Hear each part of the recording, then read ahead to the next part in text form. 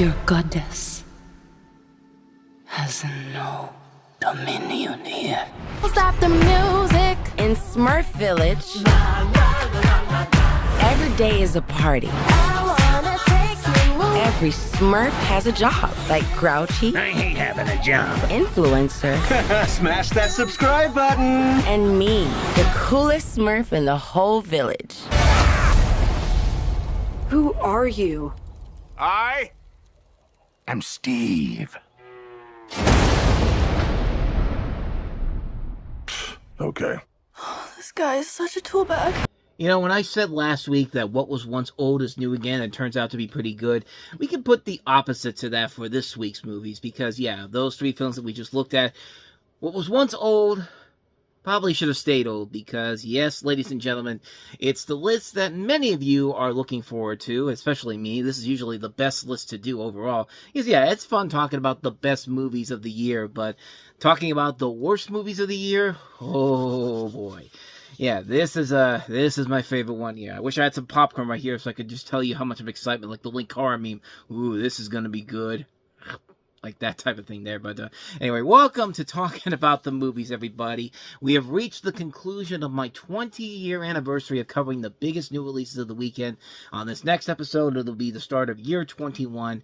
And what better way to end this anniversary celebration by taking a look at the year's worst movies in 2025. And yes, as many good movies as there were in 2025, there were a lot of bad ones. And when there were a lot of bad ones, many of them were pretty bad. Some of them actually turned out to be some of the biggest hits of the year. Hell, my number one worst movie of the year is the top grossing film of the year as of right now. I mean, we still have to see what happens with the holiday releases, and I'm actually pulling for a couple of them, especially including one that's actually on my list of the worst films ever. I would rather see that film that take the number one spot of the year than the movie that's currently at the top of that list, but all in good time. We will get to all that and more. And yeah, this is that kind of a list, man, where, you know, like I said, when the good movies are good, it's worth talking about it. But when the movies are bad and films that just need to be talked about for how bad they are, some of them can make the most juicy and the most amazing movie-going experiences ever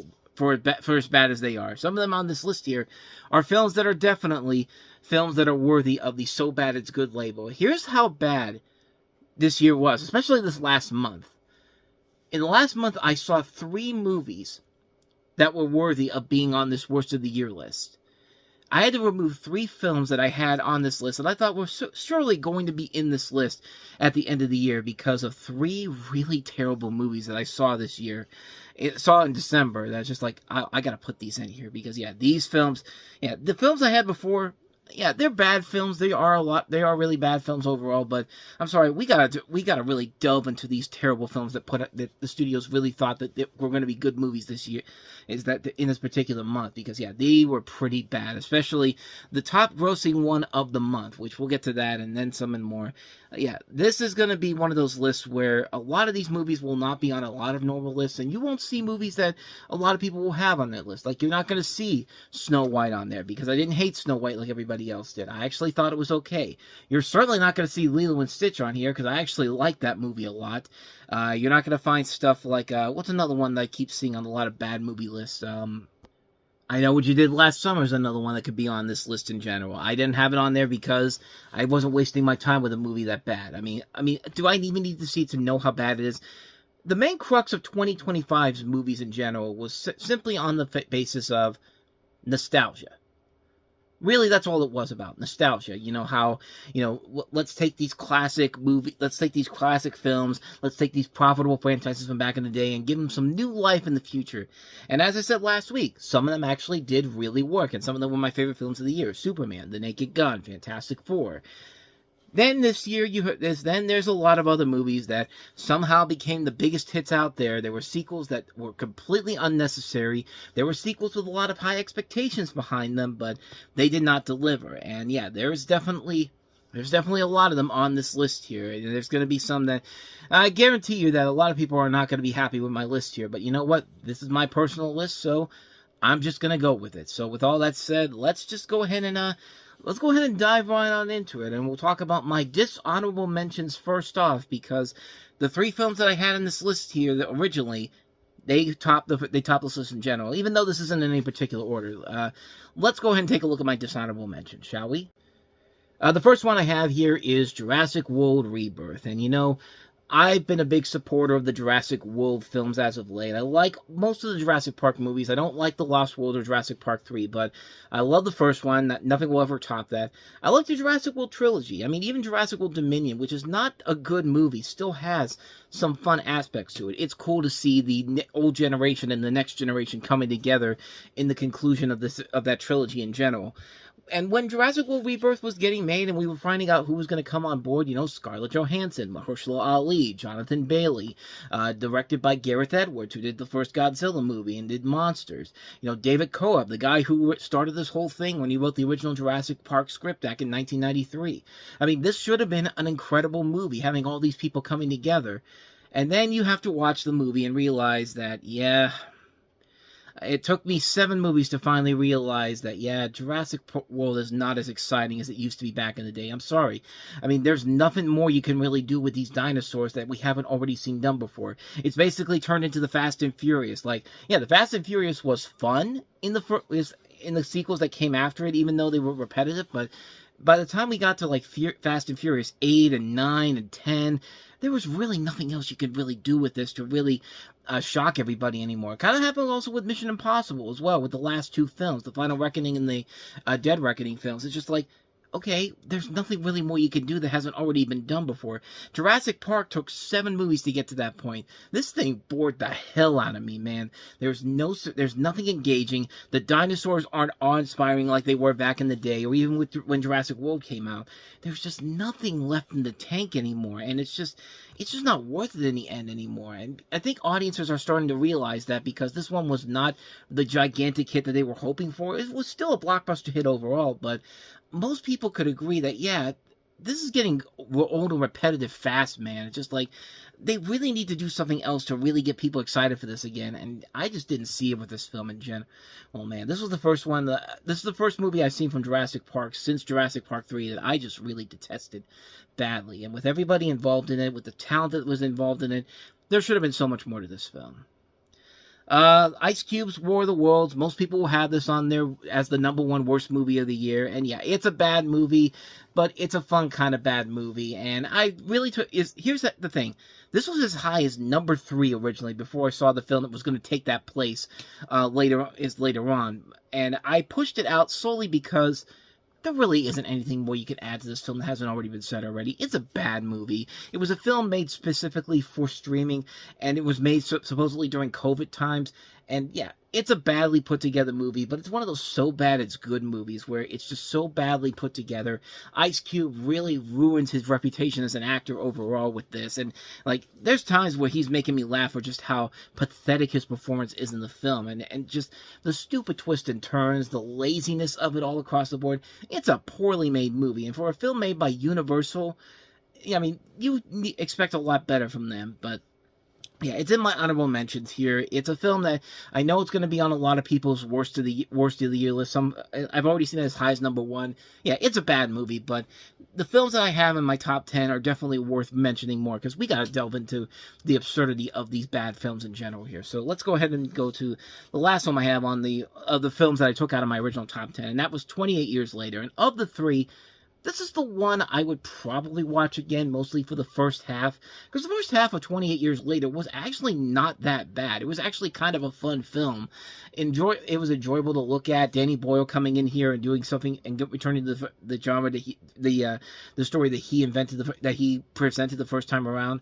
But yeah, as soon as the second half comes around, especially the third act in general, that's where the movie just completely fell off the map. I mean, this was a colossal cluster fuck of a failure of an ending. I mean, the twist they pull in this is so stupid. It's one of the stupidest twists ever, and it just completely ruins the ebb and flow of the movie beforehand. And yeah, it's the worst thing Danny Boyle has ever made, even though it's technically not really a horrible film, because it's only the first half that I actually got some enjoyment out of. The second half, though, was so bad, it ended up on my list overall, and then I took it out for the honorable mentions. But I'm hoping for good things for 28 Years Later, Bone Temple. I've heard a lot of good things about it, so hopefully that'll fix the problems with that film in general here. So yeah, we'll see what happens with that one. So yeah, 28 years later. So those three films, Jurassic World Rebirth, War of the Worlds, and 28 years later, were originally in my top 10 worst movies of the year, but I took them out because of the three films released in December that I'm going to talk about in a little bit.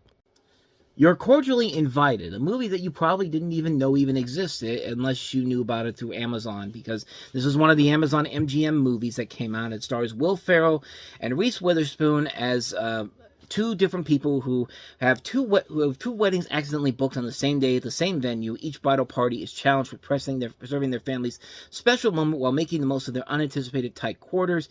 And you have the father of the bride, one bride played by Will Ferrell, and the sister of the other bride, Reese Witherspoon, chaotically going head to head as they stop at nothing to uphold an unforgettable celebration for their loved ones. Like, it's amazing that after 15 years, you would think nobody would try to do something like Bride Wars ever again. This is literally almost the same plot as Bride Wars, except that the people being that the exception being that the people involved in this one aren't as horrible as Anne Hathaway and Kate Hudson are, but they're still pretty fucking bad. I mean, this is terrible. Like, this is one of those comedies that doesn't know how to be funny. So what does it do? Resorts to screaming and loud noises and talking about, I have anxiety, and excuses for comedy, and No, you cannot be this fucking stupid. Will Ferrell and Reese Witherspoon do not work together at all. This cast is completely wasted, and it's just a movie that just goes on and on and on. It's 2 hours long, and like, it took them 2 hours to figure this shit out, and this is just an abomination of a movie. I mean, this is right up there with the 5-year engagement from the same director, Nicholas Stahl. This guy's a good director, but good lord, this is a terrible, terrible movie. One of the worst comedies I have seen in recent memory, and trust me, I have seen a lot of bad comedies in the last few years. This is one of the worst ones I've ever seen. Love hurts, and this movie hurt to watch as well. I mean, one of the biggest disappointments of the year early on was seeing Ke-Huy Quan and Ariana DeBose, two recent Academy Award winners, in an action thriller from the same people that gave us Violent Night, The Fall Guy, the John Wick films. You thought this film could do just that, could be the same thing as that, and it just wasn't, man. This is a movie that was heavily destroyed by editing and studio interference, and just was a bad movie all across the board, and just Ariana DeBose, man, I can't believe how bad her career has gone since she won the Oscar for West Side Story, man. I mean, she's had a worse track record since winning an Oscar since Louis Gossett Jr., and that tells you everything you need to know. Like, if you're falling lower than Louis Gossett Jr.'s bad movies after he won the Oscar for An Officer and a Gentleman back in the 80s, like, that's just everything you need to know about how god-awful this movie is. I mean, this is such a bad film in general, and it's not the actor's fault. It's not Ke-Huy Quan's fault or Ariana DeBose's fault. They're working fine in here. They're just not really given a whole lot to do. The action sequences are not entertaining whatsoever. The levels of comedy they throw in here aren't really that good. And Ke-Huy Quan should be careful because, yeah, he'll step into the same territory that DeBose ended up falling into, which luckily he hasn't completely fallen off as much as DeBose has, because he was in Zootopia 2 this past November, and he was actually really good in that. That's actually another one I probably should have added to my best of the year list, because that would have been in my honorable mentions, because I really enjoyed that one a lot. But yeah, Love Hurts was clearly a film that was messed up, that was doomed with a bad script, studio interference, a director that clearly had no idea what he was doing, wasting really good talent all across the board with Ke-Huy Quan and Ariana DeBose. It was just a mess, man. It was just a really, really bad film overall. Star Trek Section 31, the worst thing to be associated with Star Trek ever. And yes, I have seen The Final Frontier. I have seen Star Trek Insurrection. This is the bottom of the barrel. I mean, talk about a movie that is trying so hard to copy what's successful with the Guardians of the Galaxy. Yeah, this thing was just a mess of a movie, man. And I love Michelle Yeoh, and I love that they brought her character from Star Trek Discovery into play into this. But yeah, this was a bad movie, man. This was absolutely garbage. I mean, yeah, it's a direct to TV's. It's not even a movie that was made for theaters. It was made exclusively for Paramount Plus, but I'm sorry, you have Star Trek in your name, and you made a film that makes the other bad things in the Star Trek universe better by comparison. You you don't even do a Star Trek movie. You're trying to rip off the Guardians of the Galaxy and much better movies. And this just didn't work at all. Nothing about it was fun. Nothing about it was exciting. It was a bad film all around the board, man. And I thought this one was easily been in the list at the year's end, but no, there was a lot of other bad movies that came out this year. Speaking of movies that were sent to streaming early on in the year and were fucking terrible, Kinda Pregnant is definitely one of those movies. You know what's worse than ripping off a bad movie like Bride Wars and making it even a movie that's just as bad, if not worse? Ripping off a Lindsay Lohan movie. Not just any Lindsay Lohan movie, a movie that wasn't even released to theaters and went straight to DVD, not even DVD, television, Labor Pains. This movie took that and added the Adam Sandler, Happy Madison flair to it, and it made it even worse than you could possibly imagine. Amy Schumer went from being somebody that was on her way to becoming one of the top comedy stars in the world 10 years ago with Trainwreck and her Inside Amy Schumer show, and then that just careened off the cliff so badly. I mean, my God, this movie was an abysmal, abominable mess of a movie where you have Amy Schumer playing a woman who is envious with her lifelong best friend and her colleagues who are pregnant, and decides to get a fake pregnancy belly to pretend to be pregnant, because that's comedy, right? No, it's not comedy at all. None of this is comedy whatsoever. This thing was awful on so many levels, and maybe Adam Sandler decided, I'm going to be a respectable actor now, but that doesn't mean I'm going to stop making these god-awful Happy Madison comedies. I'm just going to let my friends make these movies. So even though my name will be on much more prestige projects like Jay Kelly, then those films can be involved with somebody else, because I'm not taking the credit for those garbage pieces of crap. You get the idea. Kinda Pregnant is kind of bad, so... Actually, really, really bad. So let's go ahead and move on here. Megan 2.0. Talk about one of the biggest disappointments of all time. I mean, you had a movie that was so bad, that was so silly and ridiculous, but enjoyable the first time around with the first Megan. But then the second one, they had no idea what they wanted to do with it. They wanted to turn Megan from a Chucky doll for the 21st century into a crazy, wacky comedy, because that's what it literally turns into, a wacky horror comedy. And at least Child's Play took its time to get to that elevation from originally being a straight up horror film to a horror comedy. But this, they decided they weren't even going to wait for that. They were going to take 2 films to get to that point. And yeah, that was a bad mistake on their part there. It was just part of a really bad year for Blumhouse early on with this and another movie that we're going to get to in just a little bit here. But yeah, talk about one of the biggest disappointments of the year easily. What a major, major misfire Megan 2.0 was. Controversial opinion time. F1 is on my list of the honorable mentions of the worst films of the year. I'm sorry, I don't care if it's directed by the same guy that made Top Gun Maverick. It's made by the same people who, it's made by people with, it stars people like Brad Pitt and Javier Bardem, and, Damson Idris, who's going to be in, what's the thing he's going to be in now? I thought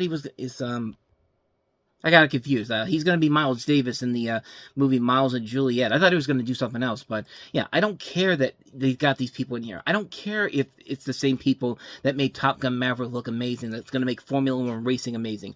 Formula One racing is not fun to watch at all. It's boring, and this movie was just really one of the most boring things I've ever seen. I have never seen a film that took this is trying to be the Days of Thunder for the new generation. Like Top Gun was supposed to be the Top Gun, like Top Gun Maverick was supposed to be this generation's Top Gun for a new generation of people. But yeah, this just didn't work at all, in my opinion. I mean, the characters were not that impressive.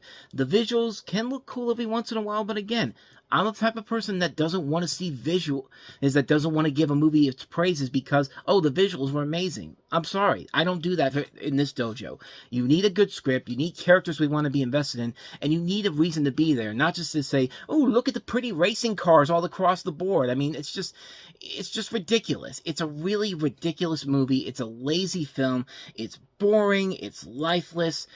I know people are going to be upset at me for saying this, but I'm sorry. I did not like this movie one fucking bit, man. I really did not enjoy F1 at all. Speaking of movies that will probably get people pissed off at me, I did not like Freakier Friday. It falls into the category of what the bad films of the year are like to me. Simply and effectively, it's just a sequel that nobody was asking for. Nobody. I don't care if Jamie Lee Curtis is now the hot shit now because she has an Academy Award. I've always liked Jamie Lee Curtis, but I mean, I don't care if Lindsay Lohan is trying to get her career back. That's fine. Get her career back, but do it in something that isn't something we've already had done before, because nobody was asking for this movie. And what a shocker. It's another Here We Go Again sequel, except this time, it's not just Lindsay Lohan and Jamie Lee Curtis swapping bodies, it's Lindsay Lohan's kid. And also the girl that's going to be the soon-to-be daughter of hers. They're all switching bodies, and it just gets really fucking confusing after a while, just like me trying to explain it. I mean, it's lazy, it's stupid, the comedy is bad in here. This is just a really, really pointless sequel with nothing of value to it whatsoever, except, remember when Freaky Friday was the thing? Yeah, it was a great movie back in the day. It still is a good movie back in the day. Like, we don't need to see a continuation of it. There's no reason to make this movie except because Disney thinks that if we could take something from the past and make a new film out of it, it's going to be an instant hit in general. And yeah, while technically this was a hit, it still doesn't make it a good movie. I mean, like I said, the #1 movie of the year is the worst thing I saw this year, but we'll get to that later on. Speaking of Disney trying to bring back franchises that don't need to be around anymore, Tron Ares. I mean, we've been waiting for this new Tron movie for 15 years, and after a while, if you're not going to do anything that amazing with it, and you're just going to make it because, hey, we demanded the demand was there 15 years ago, so surely we can do the same thing here. It's just not going to work. And Tron Ares was the prime example of that. I mean, this thing was atrociously bad. And you know what the funny thing is? It says a lot when Jared Leto is not the worst thing about your movie.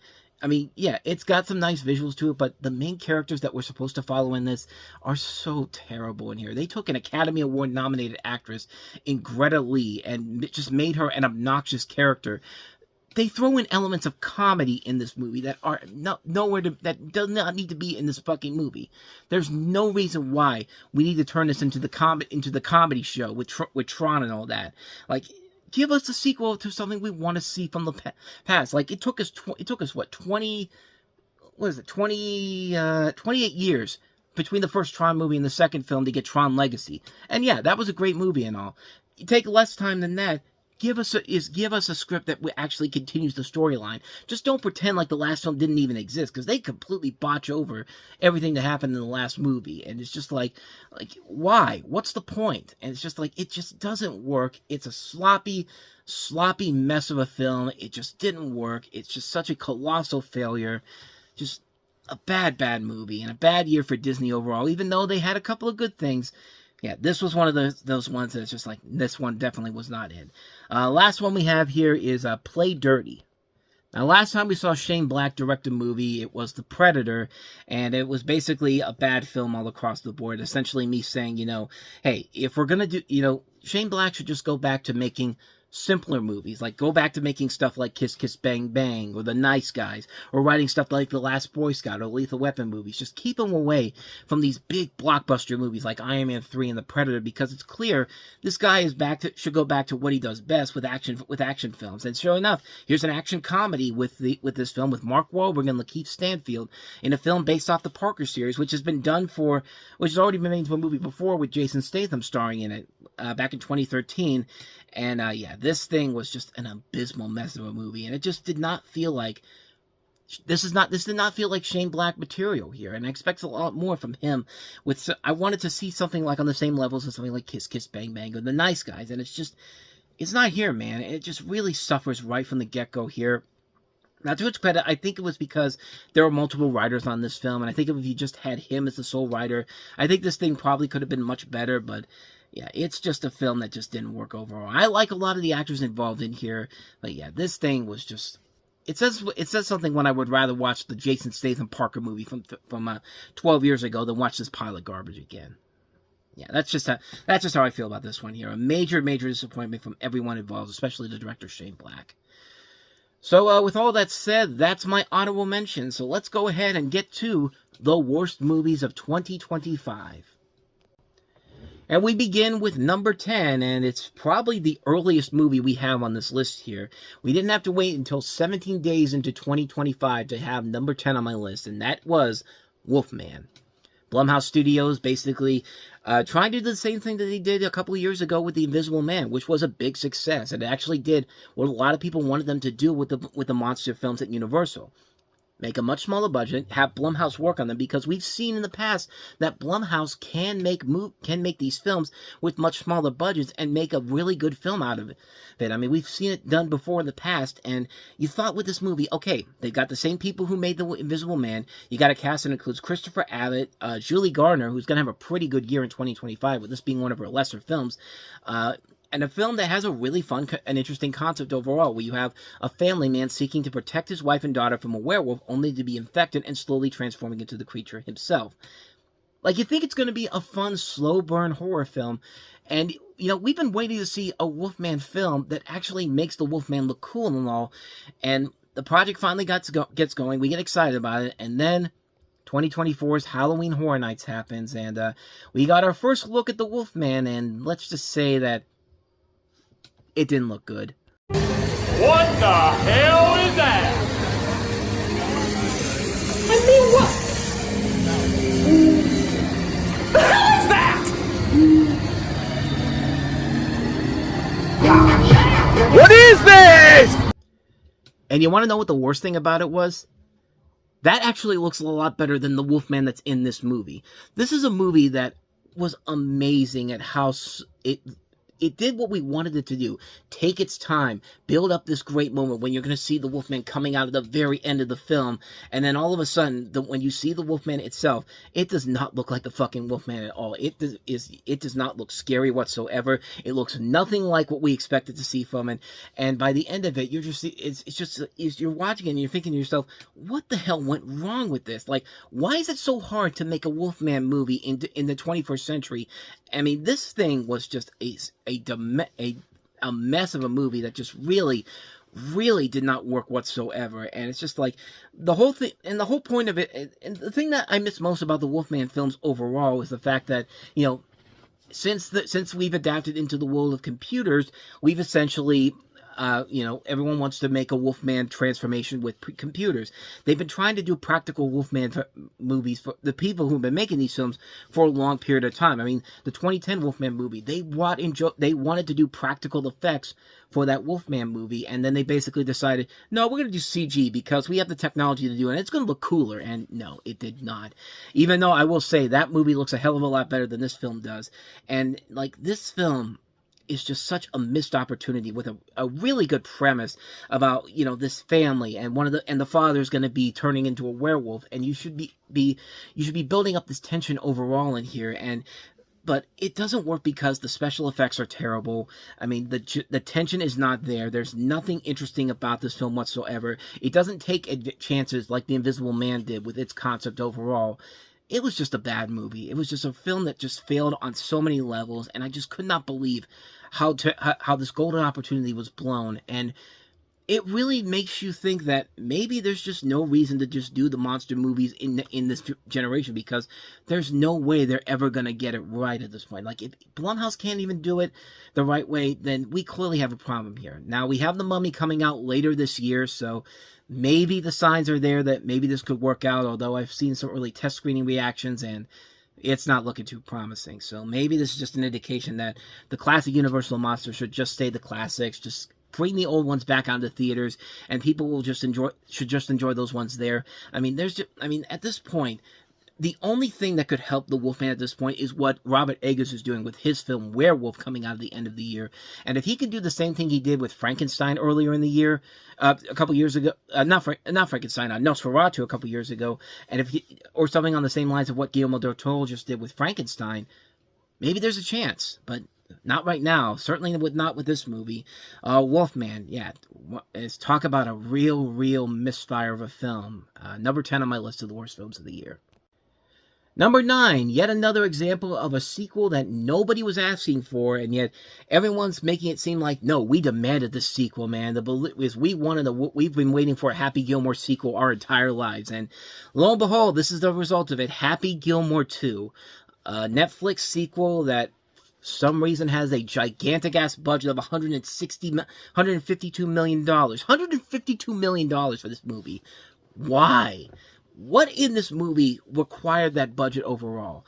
I mean, it's everything that I hate about comedy sequels that come way past the date of the last one that came out. This says Happy Gilmore returning to professional golf to help paying for his daughter's overseas ballet school following his wife's death that led him to relapse into alcoholism. Yeah, this thing was bad. I mean, this was a mess of a movie.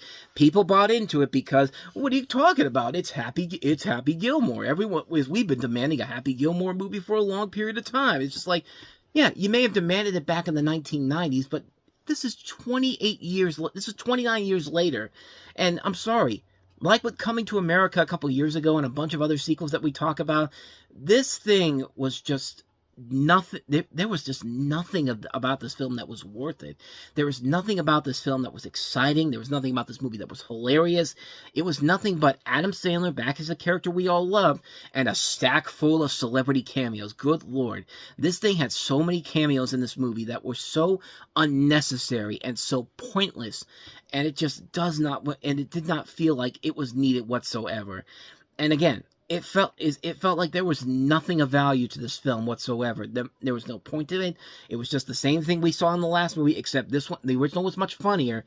This one is not. This is a film that just, I hated this movie, man. I think this is the worst thing that Adam Sandler has made as a comedy as a whole. And trust me, that is saying a lot from this guy, because he's made some pretty bad comedies.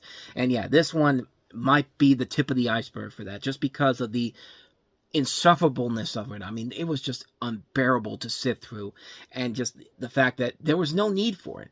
We did not need a Happy Gilmore sequel 29 years later, because it's clear they had nothing else to work with here. They only made it because the first movie found new life on Netflix, and it's just like, well, we got to make another one because the fans are asking for it. Fans. Happy Gilmore 2, number 9 on my worst of the year list. Coming in at number 8 on my worst of the year list, a movie that should have been on much more people's worst of the year list because it was nothing but a ripoff of the original animated movie. But it's okay, everybody. The director literally came on and said, it's a ripoff of the original animated movie. Oh, he said that? Oh, goody. So that means we can give this a pass. You know, just like how we gave The Flash a pass because the director said it was supposed to look terrible. No. Not here, you're not. How to Train Your Dragon is number 8 on my worst of the year list. And I'm sorry, but no. You do not get that free pass because the director comes out and literally says, it's a ripoff of the original movie. I don't care. I don't care if he was one of the original directors on that movie. This movie is fucking terrible. I don't care if the visuals look great. It's a fucking terrible movie. That's literally a ripoff of the original How to Train Your Dragon, which is a far superior movie. And what really bugs me about this was that Lilo and Stitch came out the month before, and the people who let this one go, you would have thought you would have said, like, I loved Ice if I said I liked Lilo and Stitch. It's just like, charlatan, how dare you say that this is a good movie when it's a movie where a sister literally gives her little sister up at the end to an adoption agency, which does not happen in the movie. If you actually see the movie, there actually is a reasoning for why the thing happens at the end of that movie. This last shot of the film is literally Nani, Lilo, and Stitch in the same bedroom after everything that had just happened. Now, not everything about Lilo and Stitch worked. Not all the changes worked. I still don't like the fact that they made Jumba the villain in the movie for no particular reason and completely got rid of Gantu for no reason. Like, there's things about the live action, that Lilo and Stitch live action remake that I will agree. The changes in there don't work, but don't sit there and pretend like that movie didn't at least try to do something different. Because that's the big thing with these live-action remakes. Everyone gets on Disney because, how dare you make these movies again, just do the same thing over and over again. Like, Snow White was different. You hated that. Lilo and Stitch was different. You hated that. And yet people gathered in droves to Beauty and the Beast, which basically was the same movie all over again. But no, we like that one a lot. It's just like make up your mind. Make up your mind on what you want here. You cannot give this movie a free pass simply because the director came out and said, it's just a ripoff of my previous work. No. That's called laziness. That's called somebody that knows this thing is going to be a gigantic hit and knows that he's going to be able to say whatever the hell he wants to because the money's going to be pouring into this movie. And sadly, that's exactly what happened with this movie. The money poured in and it was a big hit. And guess what? They're already making a sequel, which they already did. It's called How to Train Your Dragon 2. I'm sorry. I'm not giving this movie a free pass because the director came out and said it was a good movie. I don't care that this thing looks great visually. Visuals don't always make the movie, and this thing did not look like it was not a good movie at all. It was a boring adaptation of a far superior animated movie. I'm so sick and tired of people trying to make live action material out of animated movies thinking that they're going to make something much better than the original animated film. How many times have we seen that before in the past? Even with the live action Disney remakes that I like, I will still say nothing will ever top the original. There's never been one Disney live action remake that has been able to top the original animated film, and there never will, because you can't top what was done in the past. And no matter what these people tell you with a film like this, like, it doesn't matter if it doesn't matter if they came out and said it's a ripoff of their own movie. Like, it's not a good movie. It's a terrible film. It's a lazy film. It's just complete and utter boredom. There's nothing of value to this film whatsoever. Yeah, the actors in here are fine, I guess. That's about it. But then again, they're just given the same material that they worked on before in the previous film. You have people like Gerard Butler returning as Hiccup's father in this, and I'm sorry, the original animated film pales in comparison. The live action film pales in comparison to the original animated film. I'm almost misinterpreting my point here. This thing is just bad. It's a badly put together film. I don't care if the visuals are good. I don't care what people say beforehand. A piece of garbage is a piece of garbage, and How to Train Your Dragon is a literal piece of garbage. And sadly, the idiots of this country bought into it. The idiots of the world bought into it, and now we have to suffer with a sequel to this. And I'm sure that there's a bunch of other live-action animated adaptations from Universal and all these other studios coming because of this movie in particular. I can't wait to see what they do with The Land Before Time and American Tail, because you people out there made this a hit. Yeah, How to Train Your Dragon is number 8 on my list of the worst films of the year. Number 7, we have the first of the 3 December movies that made this list, and this one was the most recent film I saw in theaters. The last film I saw in 2025, and what a way to end the year with Anaconda. Not just any reboot of Anaconda. No, we couldn't just do a regular reboot of Anaconda. We have to make it a silly, wacky action-adventure comedy in the vein of Jumanji, because, you know, we've got Paul Rudd, we've got Jack Black in here, we've got the people that made The Unbearable Weight of Massive Talent, because clearly these are the guys that are going to make this movie work. No, it didn't. The plot of this movie is just stupid on its own merits. It follows a group of childhood friends trying to remake the original 1997 film, which, by the way, Paul Rudd and Jack Black were in their 20s in 1997. So there's your first mistake right there, only to be attacked by a giant and murderous anaconda. The whole movie is just pretty much white people doing stupid things. I mean, this literally shouldn't have been called Anaconda. It's called Darwinism. You're going to go all the way out to the Amazon rainforest in Brazil and make a low-budget indie version of this film.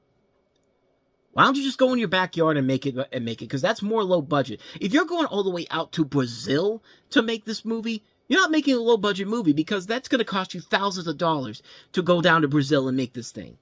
Like, this thing is an ungodly mess of a movie, man. This thing just does not work. The premise was stupid enough on its own. They're wasting Paul Rudd and Jack Black in this movie. Not just them, Steve Zahn, Tandy Newton. This thing had the balls to bring Jennifer Lopez and Ice Cube back. For what? What were they going to add to this movie that hadn't already... that would have made this on... This is just a low-rate Tropic Thunder. That's all this really is. It's just a Tropic Thunder knockoff that's not funny, not enjoyable whatsoever. It's another one of those comedies that has to depend on loud noises and screaming to get its comedy across. And oh look, Jack Black's got a wild boar on his head trying to run away from the snake. And it's just like, that's not funny.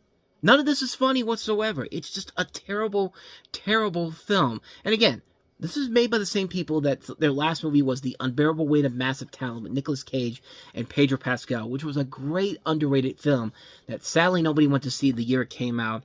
And it just goes to show you that a studio will take from a really good filmmakers and tell them, a set of filmmakers and say, we want to make the next Jumanji, but we don't have Jake Kasdan. We've got we don't have Dwayne Johnson. We don't have Kevin Hart, but we got Jack Black involved in here. If you just pluck him into there, we'll bring the guy who Ant-Man. Let's bring him in there, and also hey, Steve Zahn's still working. Let's get him back into the world of silly comedies instead of letting him be more of a more serious actor overall. Just. Why? Why was this movie even made? What was the point of a film like this? Like, nothing. There's nothing about this thing that worked overall. And I just don't get it, man. I just hated the hell out of this movie from the very beginning. It's just an ungodly mess of a movie, man. Like, it's just... I would rather watch the Anaconda direct-to-video sequels than watch this movie again. That's how bad this movie is. So there you go. Anaconda, number 7 on my list of the worst films of the year. Number 6 is another December movie that made it into the list at the last minute. Oh, What Fun. Well, like, oh, fuck off. Because, yeah, that was was my original review for this movie, and I still stick with it even by today's merits. Yeah, this is a bland-ass movie, man.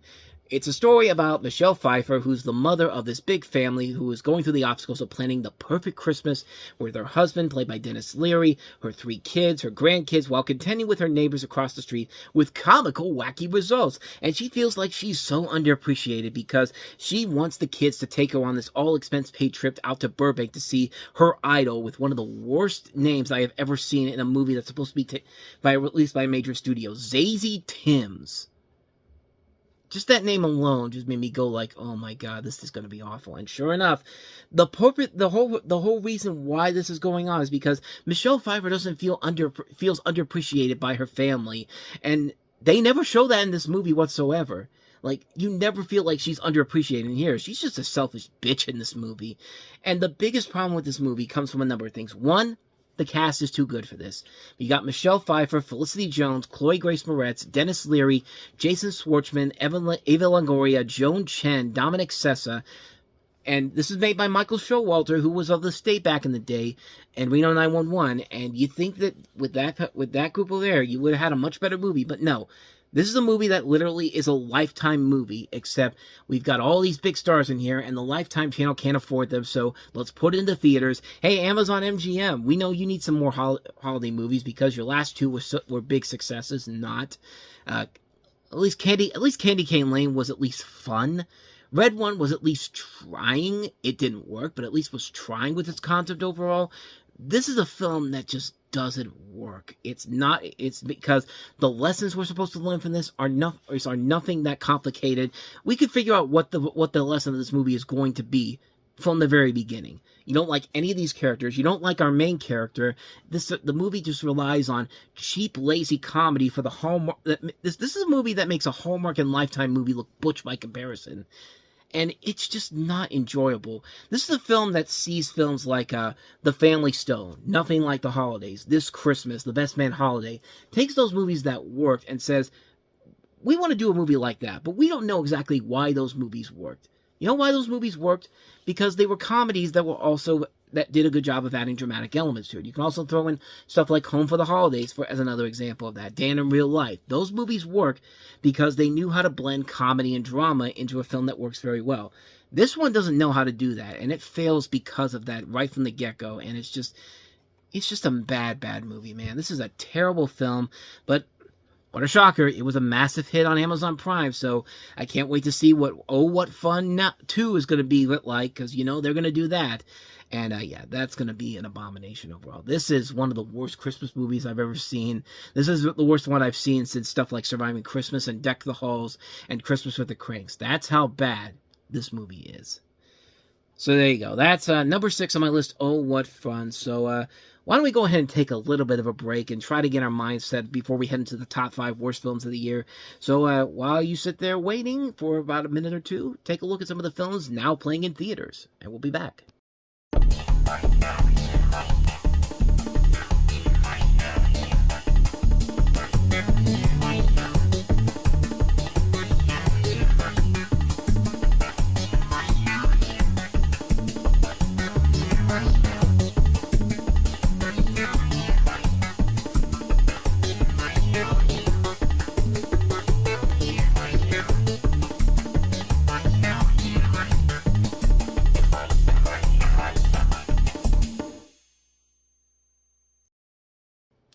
And I welcome you back to my worst movies of 2025 list. We've already covered numbers 10 through 6. Now let's get to the top 5. The top 5 worst movies of 2025, starting with number 5, and that is Smurfs. You know, back in the 1970s, they made a Smurfs animated movie, The Smurfs and the Magic Flute. This was before Hanna-Barbera essentially bought the rights to bring the Smurfs to the States, and it basically became a global phenomenon back then. You know, that movie wasn't great, but at least it was the Smurfs. At least I got the sense of people that knew what they were doing with the Smurfs in general. They were the characters that we knew from the comics. They were the characters that we knew from the cartoon series, even though this was before the cartoon was made. The live-action movies, they're not great movies. In fact, back then, they were hated right from the get-go. But after seeing what they have done in animated form, because you think that, you know, kind of like what we talked about with How to Train Your Dragon. You thought maybe that live-action will never be able to top what animation has done. And in this case, it's the complete opposite, because I would rather watch The Smurfs and Smurfs 2 than watch Lost Village or this pile of garbage again. It somehow got even worse when they went back to animation, because it didn't work with Smurfs the Lost Village, and it certainly does not work with this movie here. Oh my god. This thing was an abomination. This thing was a absolute mess of a movie. And again, great visuals, but as you can tell from this list, great visuals don't make a great movie, and this is a prime example of great visuals not making for a great movie. The animation in this is pretty good. Everything else is just pure and utter garbage. From the script, which, here's the thing. This felt like a movie that was written by ChatGPT or written by AI. Like, Paramount saw this and said, you know, we've got the rights to the Smurfs back, so let's go ahead and write a script for a Smurfs movie. Oh, we don't have a capable writer to do this. ChatGPT, write us a script that will appeal to the kids of today, because we're hip to the kids of now, and let's make a kids film out of the Smurfs again. That's what it felt like watching this movie. I mean, yeah, Pam Brady is the writer for this that's credited, but this thing clearly feels like a film written by ChatGPT and AI. It does not feel like a real movie. And, you know, it was written by her and also Matt Lieberman. And you want to know why I know that this does not feel like a real script? These two scriptwriters would later reteam on another Paramount animated movie that came out later in the year, the SpongeBob movie Search for SquarePants. And that movie was so much better because it felt like a real script. It felt like a script that wasn't pandering down to the kids and trying to be hip and cool to them.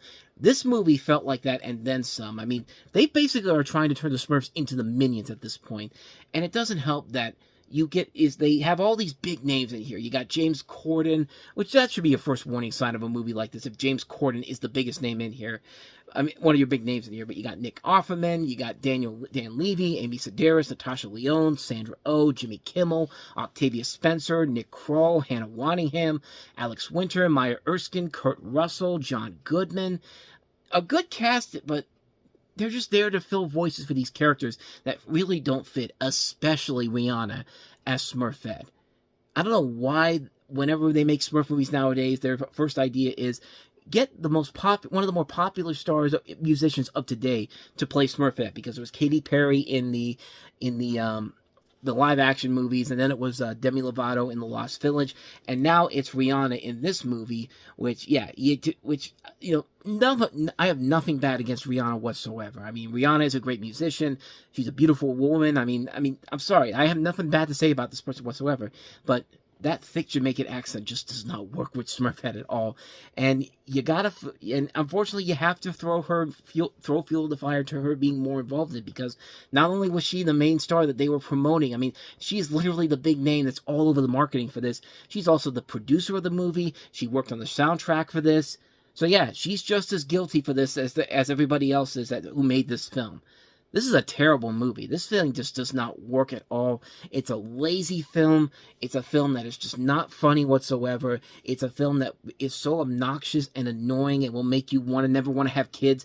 Like, your kids will take you to this movie, and all it will make you do is make you think, you know, maybe I should have put that condom on my you-know-what 9 months ago, or whatever years ago, so I would have never had to go and see this garbage. That's how bad this movie is. This thing is an ungodly mess of a film that somehow gets even worse with every passing Smurf film that comes out. Like, if you fail 5 times in a row, maybe it's time to, just stop and do something else. This is the 5th time they tried to make a Smurfs movie, and it has failed every single time. The poster is even a ripoff of the Super Mario Brothers movie trailer. That's how much this movie does not give one fuck about your intelligence or your love of the Smurfs. This thing is just so awful. One of the worst animated movies I've seen in a long, long time. Smurfs is a bad movie. Number 5 on my list of the worst movies of the year. Coming in at number 4 on my worst of the year list is the one movie that I would say, other than War of the Worlds, is a so bad it's good movie, and that is Hurry Up Tomorrow, The Weeknd making his big leading feature film debut in a movie that he co-wrote, and is based off of his album that came out in the same year. It has Jenna Ortega and Barry Keoghan among its stars as well, and it's a movie where The Weeknd plays a guy who's struggling with depression and insomnia, and gets pulled into an existential odyssey by Ortega, a mysterious fan. And oh boy, was this one a delightful, what the hell am I even watching type of movie. This movie, I think it's hilarious that Lionsgate had this movie, and then the year before they had Megalopolis, and yet those are the only 2 movies of recent years from the studio that has never gotten a proper physical media release. Like, you can't find this movie on Blu-ray, on DVD, nothing. You can't find it in Megalopolis either, but that's mostly because of Francis Ford Coppola owning the rights to the movie. But this is all Lionsgate, and it says something when Lionsgate refuses, flat out refuses, to put a movie out, this movie out on physical media so people can watch this movie.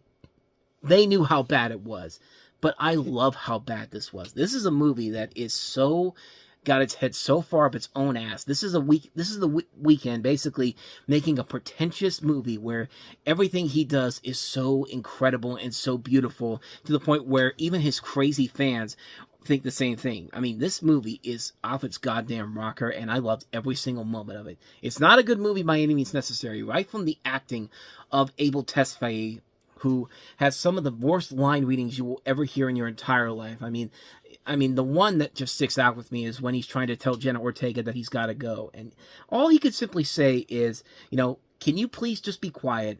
Please just be quiet. I've got to go. I've got a phone call, and just leave and never come back. That's all he could have done. But not in this movie. No. You want to know how he says it in this movie? You want to know? Shut the fuck up. Shut the fuck up. Shut up. I gotta go. I got calls. Like, I'm not joking. I'm making it seem like it's like that, but no, that is literally how it sounds in this movie. Like, this guy cannot act to save his life, and he's like channeling Christopher Walken when he's talking like that. It's just like, shut the fuck up. Shut up. I gotta go. I've got calls, and if you don't leave me alone, I'll stab you in the face with a soldering iron. Like, that type of thing. It's just like, and it's just such an ungodly mess of a movie, man. It's a movie that has no idea what the hell it's even trying to do here. And I just love, and I loved every single moment of it. I loved how ridiculous it was. The moment that just made me say, okay, I hate this movie, but I love it at the same time, is when Jenna Ortega is doing a dance to his song Blinded by the Light, and The Weeknd is like strapped to this bed, and he's got this look on his face like he's like George C. Scott in Hardcore. He's just like, turn it off, and he's just like he's just losing his mind. It's just like, what am I even looking at here? Like, this is a terrible movie, but I love it so much. I want a physical copy of this, because this is a movie that's primed for so bad it's good cult classic B-movie territory in the years to come. And hopefully Lionsgate will eventually put this out on physical media one day, because I will buy it day one, man. I will buy a copy of this movie. It's a bad film, but it just revels in its badness, and I kind of love it for it. Should have been low on my list more than I think about it, but hey, it's there at number 4. Hurry Up Tomorrow, yeah, it's one that, yeah, it works because it's bad. It's not a good movie, but that's what kind of makes it work for me. Moving on to number 3, and this is the last of the 3 December movies that made it into the list, and yeah, I had to put this one up there because this one just broke me on this series in general. Avatar: Fire and Ash. Yeah, I know this movie is a big box office hit overall. I know people are praising the movie because, oh, it looks pretty and the visuals are still impressive. What have we been saying throughout this entire video? Visuals don't make the fucking movie. Yeah, the visuals are great, but the movie is garbage. I don't care about these characters anymore. They have been doing the same movie over and over and over again. And nothing really has changed. The only thing that has changed is that, oh, we're going into this hot climate now. Oh, the last one we were in water. I mean, that's the only difference between this movie and the previous film. Nothing else. It's literally the same story, the same characters, the same message that we're trying to get across, that man is evil. We get it. Man is evil. You know how you can prove that? You can get people invested in this? Stop having the same villain every single time, and stop having the Navy is the bad guys army coming in here. It's just like, we don't care anymore. You did this with the last movie. We let it slide because it was 13 years after the last movie. It's now 3 years later, and you're still doing the same thing over and over again. And and James Cameron literally is running on fumes at this point. He's turning into Ridley Scott, where, people will buy whatever garbage he's selling them because he's one of our great film directors. Yes, he was one of our great film directors back in the day, but when you keep making the same garbage over and over again, just like Ridley Scott, the shit gets old really fast. And this thing got old really fast. I did not care about one single person in this movie, except for the new villain they put in this movie, who was cool to look at. And yeah, again, visuals. They don't make the movie in general, but at least there was at least a fun factor for about 2 minutes in here. Because that's literally all we see from them. We don't see them throughout the course of the entire movie. Like, the villain is barely in the movie, and not in there enough, because we got to focus on making the human Navi character, we got to make him a more wacky comedy character. Like, you'll take a drink on how many times this character says the word bro in the movie. Like, you'll be dead by the time this movie is over, or maybe you'll still be alive but barely on fumes, because this thing is over 3 hours long. That's another thing that really bugs me about this movie, is the length of this film. This thing gets longer, and these films get longer and longer as they go along, and it wouldn't matter if there was a point to it. It's like Planes, Trains, and Automobiles. Here's a good idea. Have a point. It makes things much more interesting for the listener. I mean, that's how I felt watching this movie in general, and I thought by this point people would start to realize that, but no, people just came into the defense of this movie for reasons that are beyond me.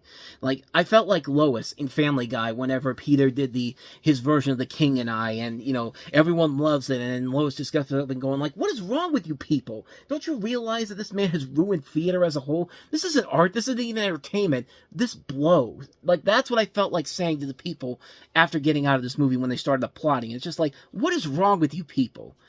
And then James Cameron farts on screen, and then everyone just laughs about it, and then I just go like, see, this is exactly what I'm talking about. But you get the idea. I mean, this thing is bad. The visuals are great, but I'm sorry, I'm not going to give a movie a free pass because the visuals were amazing. Give me an expansion of the story that isn't the same thing you've been doing the last two films. We let you slide with The Way of Water, but the fact that you keep doing this with every single film after this, it just shows that you have nothing else in this. You have nothing else to offer with this series. You have nothing. There's no plans for what you had to do with this. You're just going to keep doing the same thing over and over again. I mean, at this point, I'm almost expecting this to turn to build up to Avatar: The Last Airbender, the real Avatar: The Last Airbender movie, because we've already looked at fire, water. I think the first one is technically the first one. We looked at air, and what's the fourth one? I think Earth. Yeah, Earth. Earth is the last element here. I almost swear to God, like, if this movie somehow connects itself to an Avatar: The Last Airbender live-action movie directed by James Cameron, I might actually give him a pass on that. And actually, if it's saying that, you pulled off the biggest con job ever, and you made a better Avatar: The Last Airbender movie than what M. Night Shyamalan, or even what the creators of the show did for Netflix not too long ago. But we know that's not going to happen. We know this is going to be the same garbage in the next two movies, and the next one's not for another 3 years in 2029, and then in 2031, it's just going to be the same movies all over again. It's going to be the same characters, dealing with the same situations, dealing with the same bad guys, because heaven forbid if we actually had better bad guys than the army that we've seen in the last two movies, or Stephen Lang returning once again, because we've got to throw him in there because he's like Michael Fassbender in the recent X-Men trilogy. We can't we can't create better villains than this character here, and I'm just done with it, man. I'm done with it.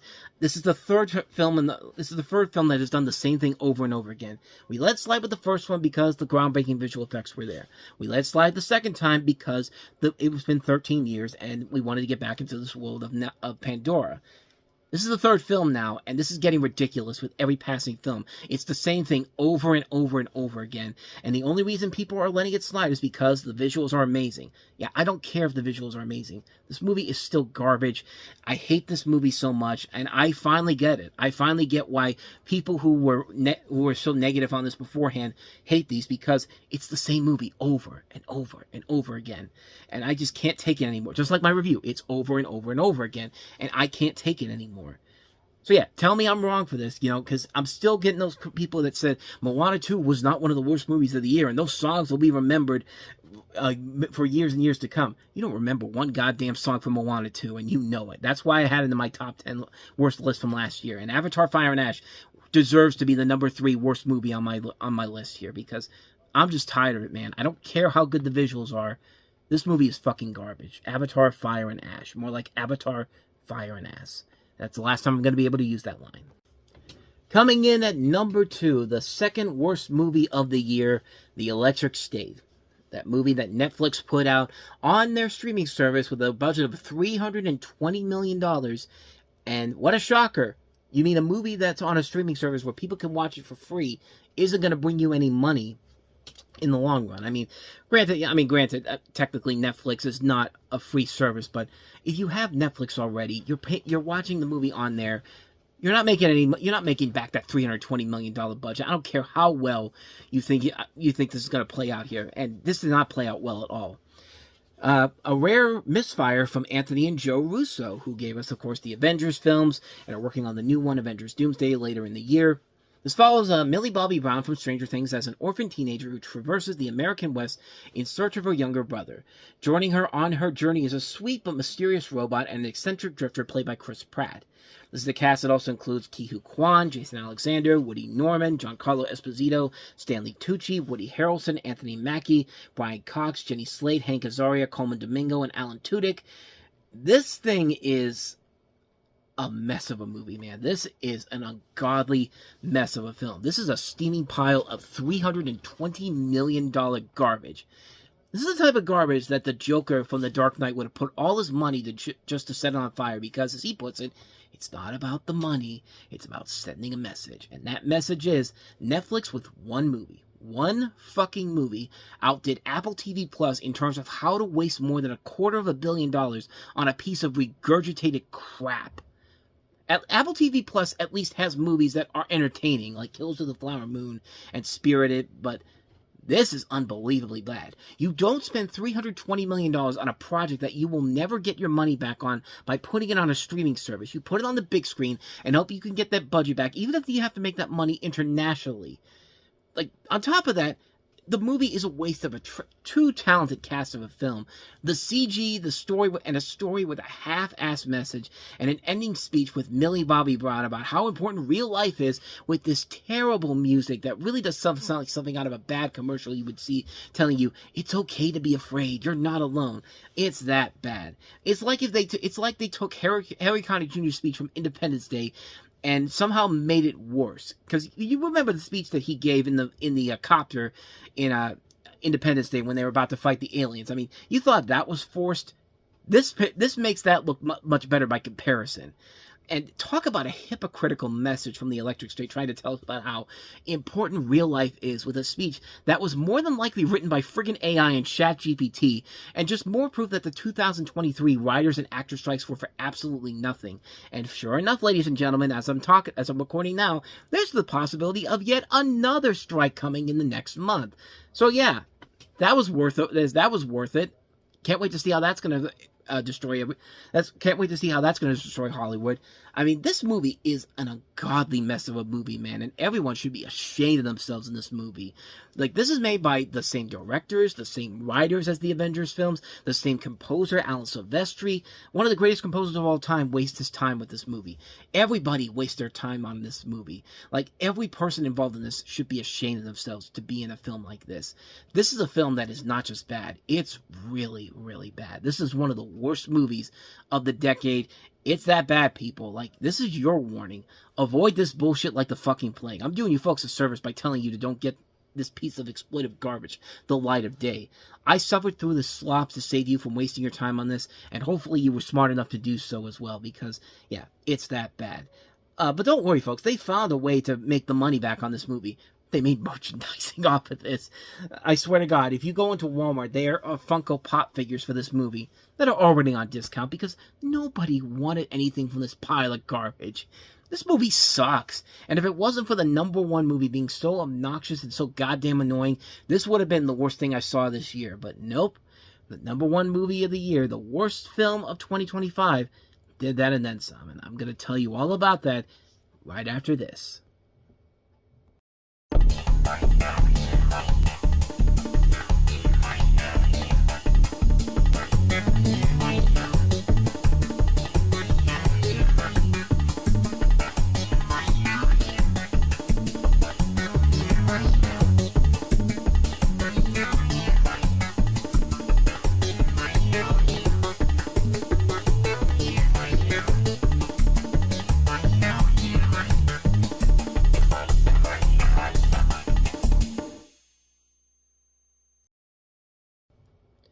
Once again, have to build up the tension for you folks up there, even though if you follow my stuff true and true, you pretty much already know what the #1 worst movie of the year is. And like I said, it's the worst. It was the biggest hit of the year.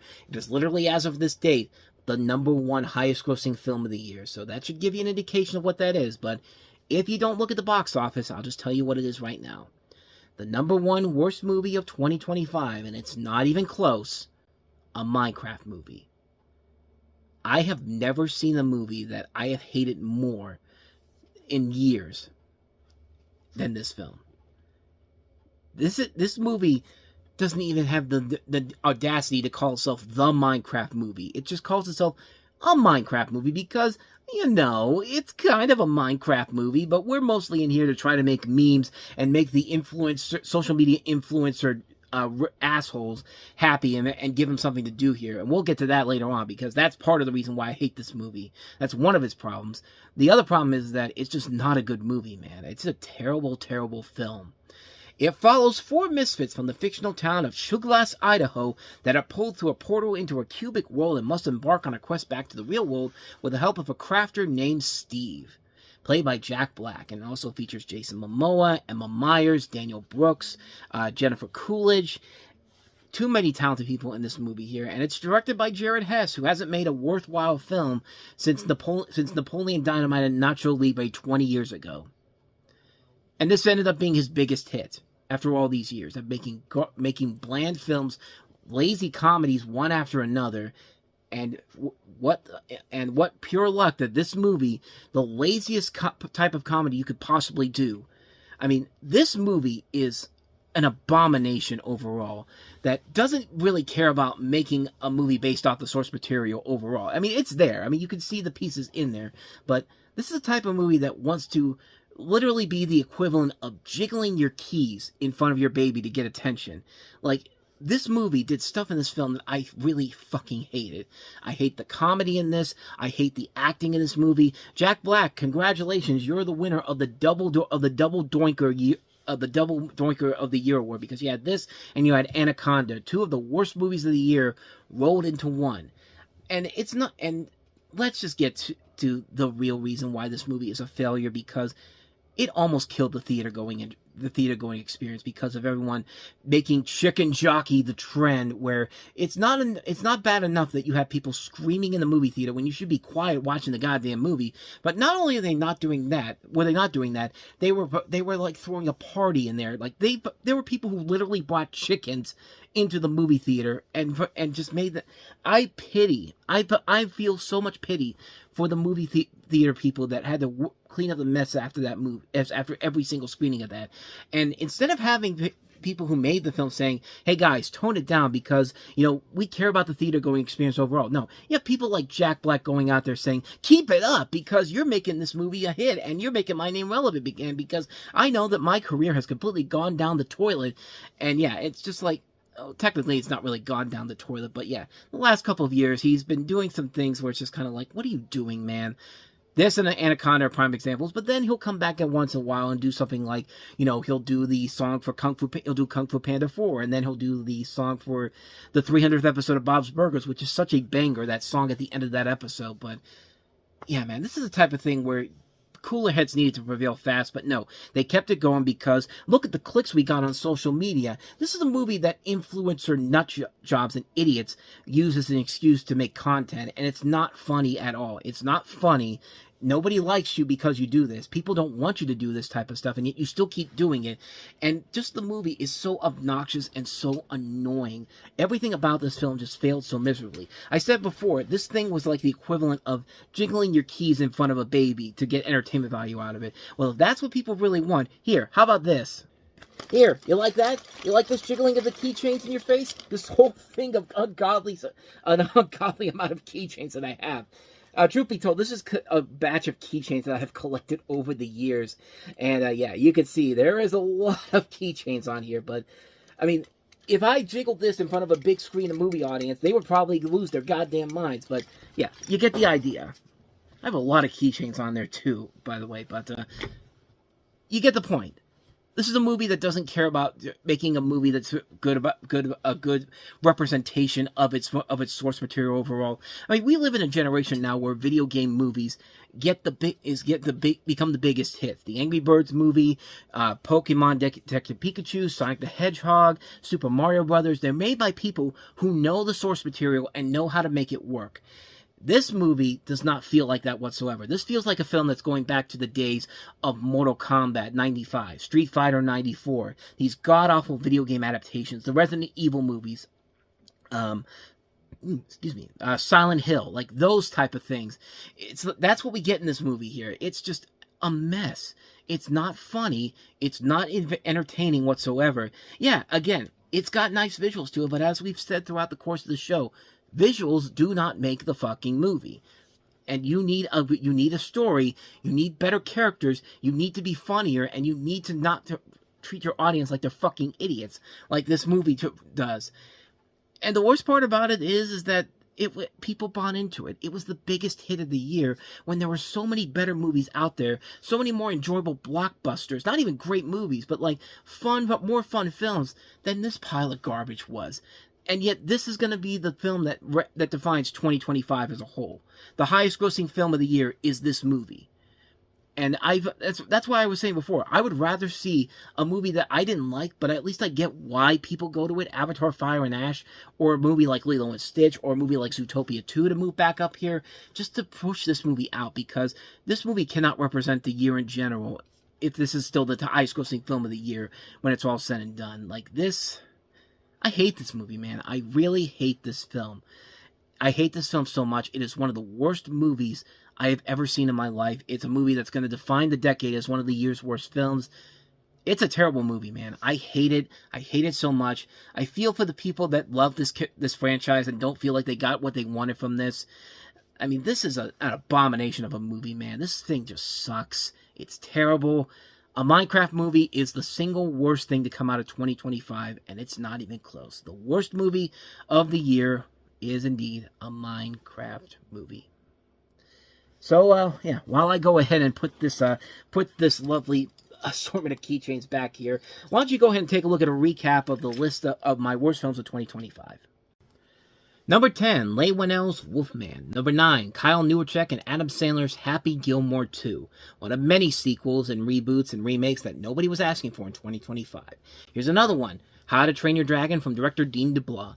Number 7, Tom Gormican's Anaconda. One of 2 Jack Black movies in this list. Number 6, Michael Showalter's holiday, quote, comedy, end quote, Oh What Fun. Number 5, Smurfs from director Chris Miller and starring and produced by Rihanna. Number 4, Abel Tesfarios and Trey Edward Schultz's Hurry Up Tomorrow. Number 3, James Cameron's Avatar Fire and Ash. Number 2, Phil Lord and Chris Miller's The Electric State. And number 1, the worst movie of 2025, Jared Hess's A Minecraft Movie. And with all that said, we have finally reached the end of our 20th anniversary celebration. We just finished our look at the worst films of the year. It's time to move on and look ahead to 2026 as a whole, at least in terms of our format here. Next week, we do have a special show A show that I really wasn't going to do overall, but considering I see a lot of other people doing their best movies and best and worst films of the last 25 years. I mean, I pretty much covered the last 20 years in general, but if you ever wanted to know what movies would have been included in the Lowe's list from 2000 to 2004, I want to do an episode about that. So I'll do my best and worst movies of the last 25 years. That'll be for next week, and that'll begin season 21, year 21 of reviewing movies in general. But with all that said, I want to thank all of you so much out there for sticking with me on this program. Ever since the very beginning. Some of you out there watched this when I was still in high school. Most of you have watched this since I've been doing it on YouTube and all that, and also on the website and all that. I love still doing this stuff after all these years. I mean, yeah, it sucks when I have to look at some bad movies like the films we just looked at today, but sometimes you can find a diamond in the rough every time you go out into the movie theater, or find a film that nobody's ever talking about, and you get a format like this, like I do, so that I can go out there and tell people how good of a movie is, or how bad a film is. It just depends on what film it is. It may be a film that nobody's really given a lot of credit for, or maybe one of the biggest hits of all time that needs to be knocked out a peg. But I mean, that's been the fun of doing this now for 20 years overall, and here's hoping I get to continue doing that for the next 20 years in general here.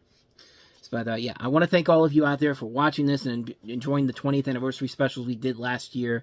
And on to a brand new year of movies in general. Here's to 20 years of time of talking about the movies, and to many, many more. So with all that said, thank you so much for watching this. I hope you enjoyed it. If you did, please go ahead and hit the like button, the subscribe button, and the notification button. All that down there. Check out the best movies of 2025 video I did last week on the corner there, and also our playlist as well.